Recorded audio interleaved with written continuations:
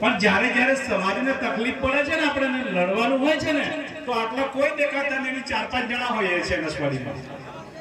આવે છે કોઈ? દેખાય છે કોઈ? તો ચાહના એમાં પણ રાખજો હવે. અને ત્યારે પણ આટલા ભેગા થઈ જો.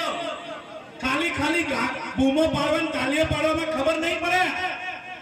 હવે તમારા 5મી અનુસૂચિ, 7મી અનુસૂચિ અને ગ્રામસભા વિશે જાણવાની જરૂર છે.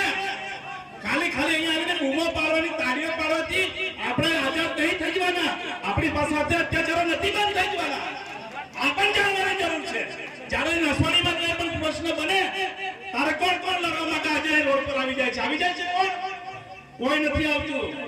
હવે પછી આટલી સંખ્યા આહ્વાન કરીએ ને, તો આટલી સંખ્યામાં યુવાનો જોઈએ અમને, તો અમે માનીશું કે તમે ચૈતર દાદાના કે આના બધાના ફાયદા છે. આટલી સંખ્યામાં યુવાનો આપવા રહીએ પણ ભેગા થવું પડશે. કોઈ બેન દીકરી સાથે અત્યાચાર થાય, કોઈ આપણા વડીલ સાથે અત્યાચાર થાય, ત્યારે તમે કોઈ નથી દેખાતા. તો આ મારા દુઃખ સાથે કહેવું પડે છે કે ટીનાભાઈ ભીલ જ્યારે સમાજ પર ગમે તેવી આપત્તિ આવે છે, ત્યારે આવેદનો પત્રો આપણી આખી ટીમ નસવાડીને આપે છે. આવેદનો પત્ર આપે છે, એમની સામે ઉભા રહે છે, એમની પડખે ઉભા રહે છે.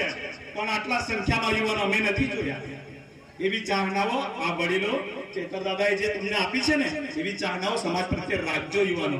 આ મારી તમને બધાને દુઃખ સાથે, લાગણી સાથેની વાત છે. અને આ વાત મારા યુવાનો જાગૃત થાય અને તમે પણ આમાં સહયોગ બને ને જોડાય એ માટે કહું છું. જોહાર, જય આદિવાસી.